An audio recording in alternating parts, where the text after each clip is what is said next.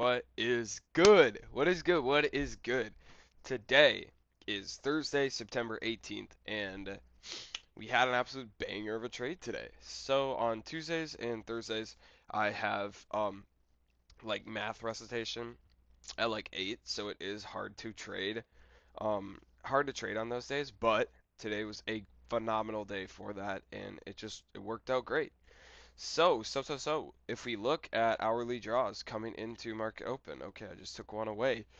Um, we can see that we had hourly draws down here and up here. Those are really the only ones.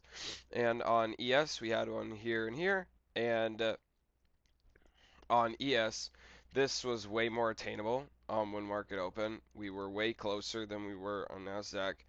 Um, and obviously, we'll get into that later, why that makes or why that means anything. But if we look at 15-minute lows, we have 15-minute lows here, here, and then all the way down here as well. And then on ES, we already took out this 15-minute low before market open, and then we had these down here as well. So if we look, we'll go on the 1 minute actually.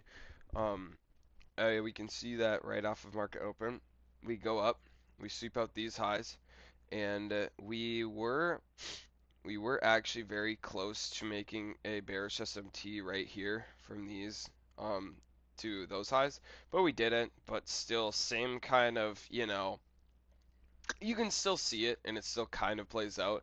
That forced us down to take out these lows or these hourly lows on ES, and then we did not because we got kind of close, but we did not take out those lows on Nasdaq. So that obviously made a higher time frame SMT, which allowed us to take this trade. Also, we had this SMT during London session that basically was the cause of why we took out these lows, and ES was the leading index, so that is mainly the reason why we came out and swept these lows out on ES. Um, but if we look after we swept out those lows, we can see obviously we were going to favor Nasdaq just because it was the leading index. And when looking at this, I didn't want to jump into the trade because usually, you know, you go down, sweep out liquidity, and then you kind of mess around and then go up. So I'm gonna start drawing more. This drawing's cool. But yeah, I mean this is usually kind of what happens. I guess green. Yeah, green's a good one. But for sure, I wanted to make sure that we came down and we at least made a retracement before we went higher, and that's exactly what we did. So we can see that um Nasdaq was the leading index, and we swept up this liquidity.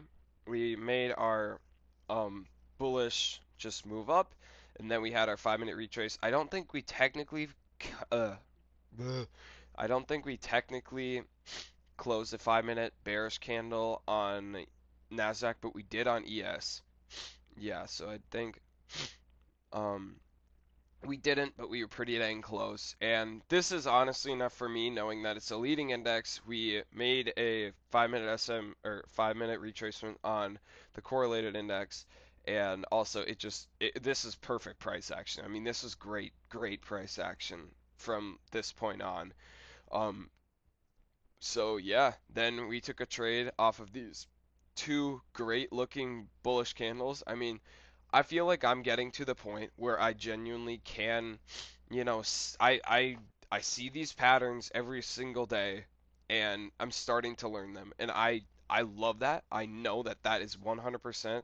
That's where it's going to be the turning point where it's just going to go like bang, you got this. Obviously, it doesn't mean I'm going to win every trade because that's not how the world works, but I know that I will. I know that I will do this. There is zero doubt in my mind that I will not do this for a living.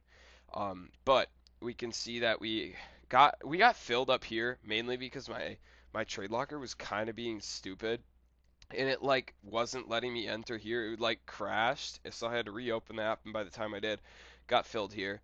I originally had, I think, like $200 risk and put my stop loss here, and then once I realized that that was not a good risk reward and we were moving up, um, I placed my stop loss at the bottom of this candle.